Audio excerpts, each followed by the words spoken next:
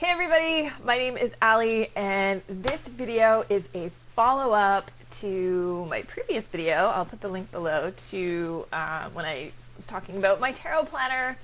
Right now I have these weekly worksheets for sale on my Etsy store where you can, it's a tarot planner that incorporates your weekly planning, chores, errands, personal accomplishments, fun things, work, whatever you got going on in your life.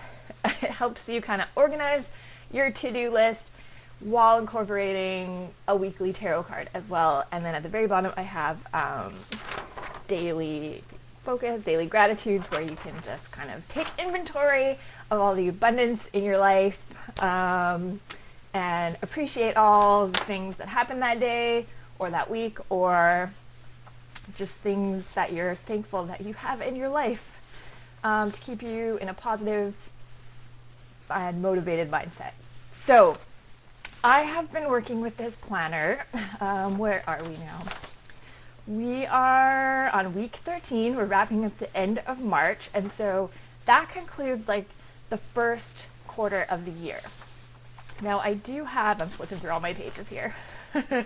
I do have like a prototype for quarterly goals for your planners. So I started in January. I wrote out all of the things that I felt like I wanted to accomplish in the first 3 months of the year. So it's kind of like, where do you see yourself in 3 months? What do you want to be different? What do you want to achieve? What do you want to change? Where do you want to be? How do you want things to, where do you see yourself in 3 months, basically? So I have spaces for 6. I came up with 5 things for me personally that I wanted to accomplish by the end of March. 3 of them are already done. 1 of them is well on their way, so I should be done, fingers crossed, by the end of the month, which is the end of this week. But the last one, okay, and that's why I'm making this video, is because there was one of my quarterly goals that I had that I have dropped the ball. So this is a hiccup while I'm developing this planner, this tarot planner. So I'm practicing, I'm getting out all the kinks, and hopefully by the end of the year I'll have it all worked out and I'll be able to publish the whole, like every page on Etsy. Right now, the weekly page I feel is I'm pretty satisfied with it, so it's available for sale. But what I started noticing, particularly in March, because March was the time I gave myself to start goal number 5, and I found that every week consistently, that goal, the things I needed to do to work on that particular goal were falling to the bottom of the priority list. They were getting swept aside, neglected. I was coming up with excuses. I was procrastinating. And I was like, why am I doing this? Like I'm starting to notice a pattern here that is always the same thing. And I always seem to tell myself I ran out of time. And yet I look back on the other weeks and I was making time to do those other things. Why am I not making time for this last goal? So I felt like I needed to go to my tarot cards and figure out why. And I thought, if other people are having this experience as well, either with my planner or perhaps another planner, maybe I could come up with a tarot spread that would address these productivity issues that I've personally been having, and I would assume many other people out there are as well. So that's what I did. I created this spread. I don't really have a name for it. That's still a work in progress. But I'll put, it's 5 questions to address why are we struggling with a particular goal? What is the issue? Why is it always getting put on the back burner? Those were the answers that I was trying to seek so that I could maybe approach this from another angle, or deal with whatever psychological issues are going on that's preventing me from getting this done. Because this task for me, I truly feel a calling that I am supposed to be doing this, and yet I'm having such a hard time doing it. So I came up with a spread. It's a 5-card spread. and I'll put as I said, I'll put the questions in the show notes so that you can try this for yourself. And eventually I'm going to add this as a page in the tarot planner. So if you find yourself week after week neglecting one of your goals or tasks or what have you, you can go to this spread and figure out why. You know, is it really because you're running out of time and you're demanding too much of yourself, or is there something else deeper going on? Those were my thoughts. That's where I'm headed with this. Okay, so question number 1. Oh, and for me, I'll just let you know, I am using the steampunk tarot cards. Steampunk tarot cards are my go-to kind of deck. So far, they're my favorite deck that I have for things like shadow work or just like really getting deep into, my psychological mindset when I'm struggling with things. Where are these issues coming from and why are they there and how can I fix them? So Steampunk Tarot is my go-to for those kind of questions. So question number 1, what beliefs do I have about this project or task that is making me resistant to it? And I drew the 10 of Pentacles reversed. So what I saw in this card, and it kind of connects to the next card, so I think I'll just be brief, give you a brief explanation, from my personal experience.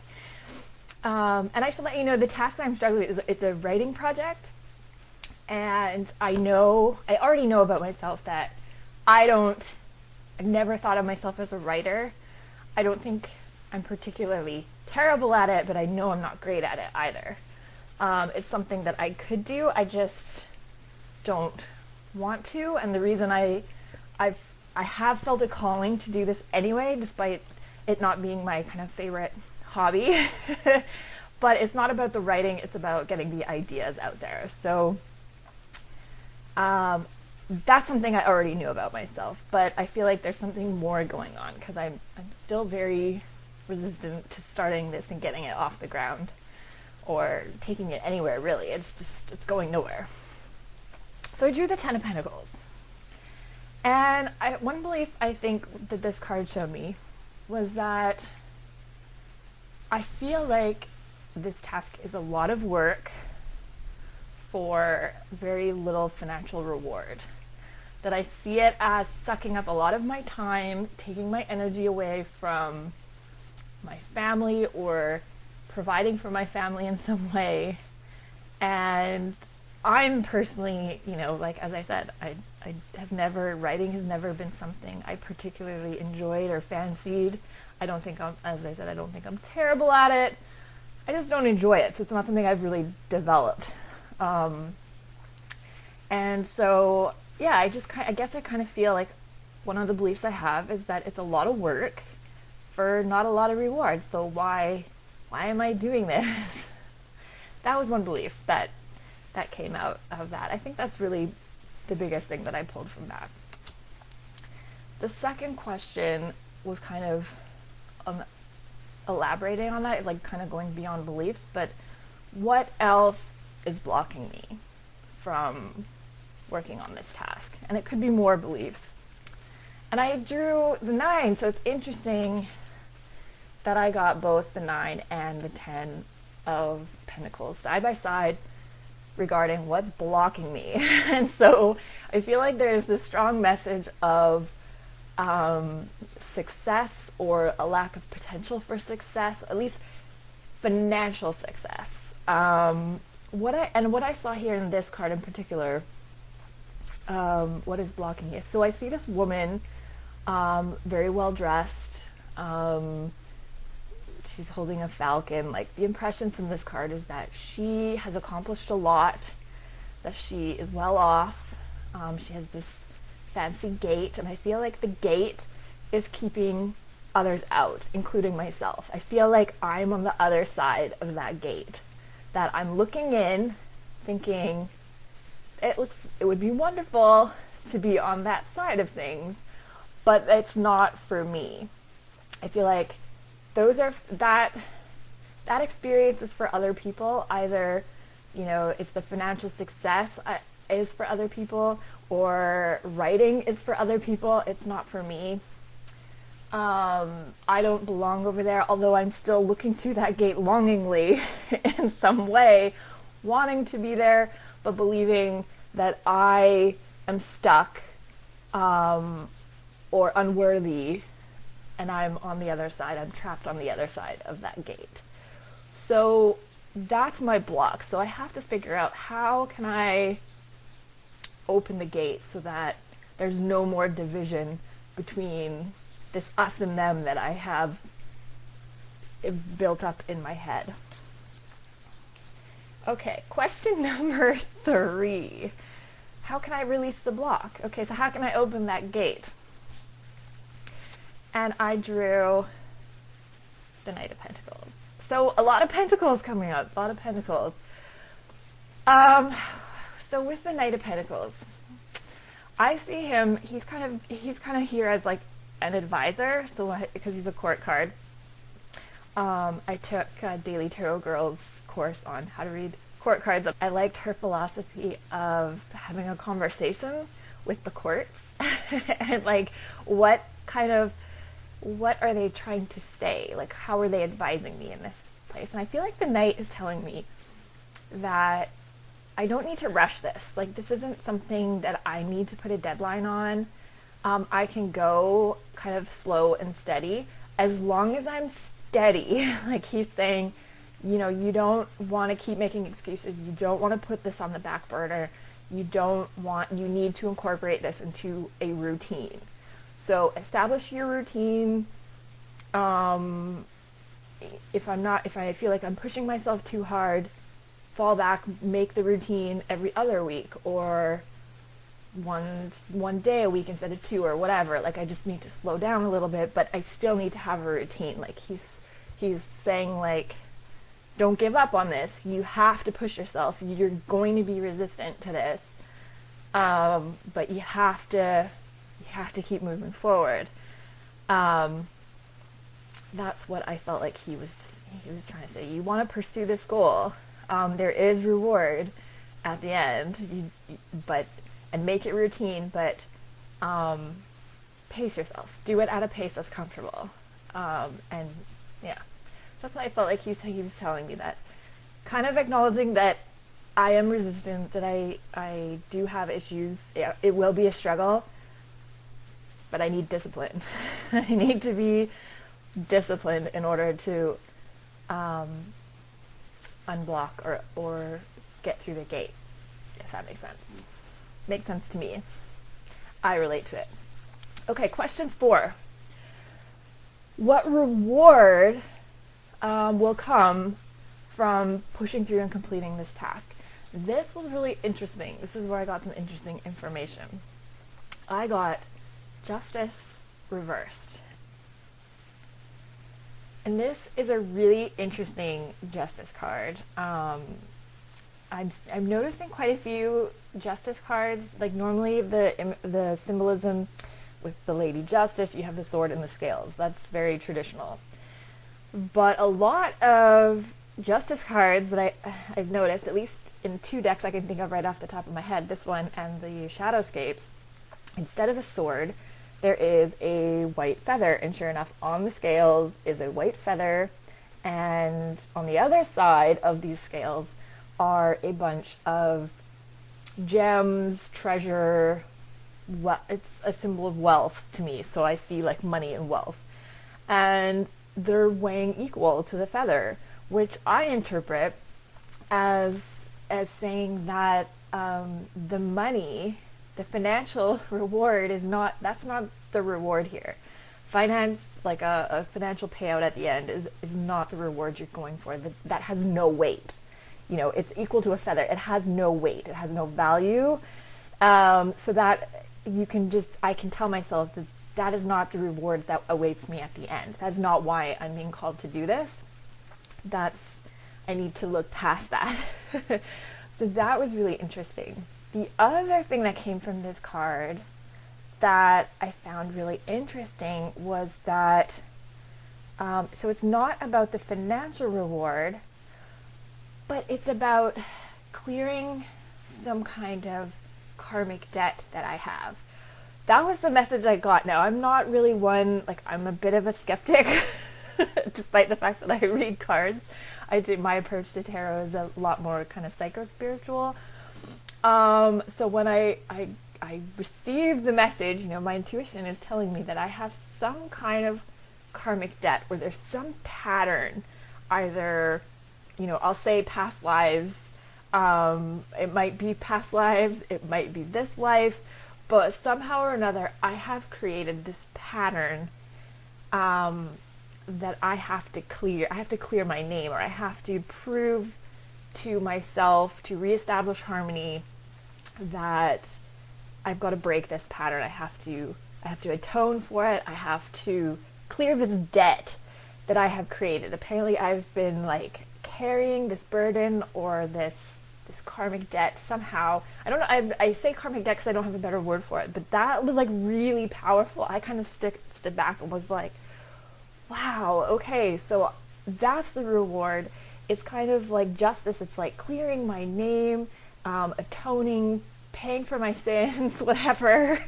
That's the reward. It's like giving me this sense of freedom, that I don't have to carry this burden anymore, that I've cleared the debt.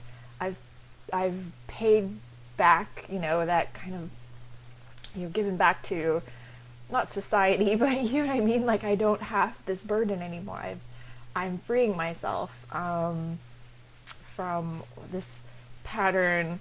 Kind of the metaphor here would be like a sin or a crime that I have created at some point in this life or a past life. But what I took from that, being my skeptic self of, I'm not sure that I really subscribe to past lives, but I'm open to it, I guess, that I have to, that's the reward, is that I need to prove to myself, to my spirit, to my higher self, that I don't need to be confined to this belief system, or this pattern, or this weight that I've been carrying. I can clear my name. Here's an opportunity. By completing this project, I've proven to myself and spirit that I can break out of this pattern, that it doesn't have to continually get repeated over and over, that I can release this block. That is the reward. So it's not about money. It's about reestablishing harmony in my soul and my spirit. And I thought that was really interesting, and really, despite me being a little bit skeptical, I kind of felt really empowered in that moment when I got that message. It was just kind of like, oh, okay. Wow. So it just kind of gave me a lot of food for thought. And I just thought, wow, okay, so, the money has no weight. So it's not about money. I can't be in that mindset that I'm doing this for a financial reward. That is irrelevant. Whether I get that or not, that doesn't matter. That has no weight on what is weighing here is the justice, the clearing the debt. So, wow, that was very interesting to me, and surprisingly motivating. It's almost shockingly so, that I'm just like, okay, this is now I gotta prove myself. Now I gotta I have this challenge before me, that I have to rise to this challenge and prove to my higher self that I am capable. That's kind of how I took that. Okay, and the last question number 5, is there anything else I need to know about this task? Any advice? Any last things that I should know? And I got the death card. So right away I saw this as, that symbol of death and rebirth. So this is about allowing those past lives, or those old patterns, to die, so that my spirit, my soul, my higher self can be reborn. That's what I just felt like that was reinforcing the justice message, and that was the biggest thing that I could take from completing this task or tackling this task or from this spread, this information. So the biggest takeaways I got from here was I got to stop thinking about this in terms of financial reward. It's not about financial reward. I am truly, like, I feel strongly that spirit, my higher self, is calling me to do this. This is something I need to do, but I need to do it for my soul. I need to do it for my spirit. I need to do it to prove to myself that I can meet this challenge, end this pattern, break free, and just not even think about finance. It's not about money. It's not about the money. It's about breaking old patterns and old habits. And so that, I felt like overall that was really a really powerful reading for me. So I'll list the questions from the spread in the show notes, and also eventually when I have this planner kind of on solid footing, that spread will be incorporated in the planner. So if you're carrying on week to week and you start noticing patterns, that you're neglecting some of your tasks or your goals are getting put aside or you're procrastinating, that will be the spread that you go to kind of hone in and address those issues. So I'd love to hear your thoughts. If you want to try this spread, please do. If you want to make a video, let me know that you did. I'd love to watch your video, see, you know, what tasks are you struggling with? How has this spread helped you? What insights did you gain? I would love to know. If you're using my tarot planner, I'll put the link to my Etsy shop. You can get the weekly worksheets. I will be adding more. I've got a monthly and a quarterly, and I'm going to be adding some spreads as I go as well. So I'm building it up a little bit at a time. But the weekly worksheets are there and available for you to work with. And I look forward. I hope you guys are finding these videos and my planner useful. I'm open to suggestions and feedback. I love hearing from you guys. So keep those comments coming. Subscribe to my channel. And until next time, stay shiny and keep sparkling. Ciao.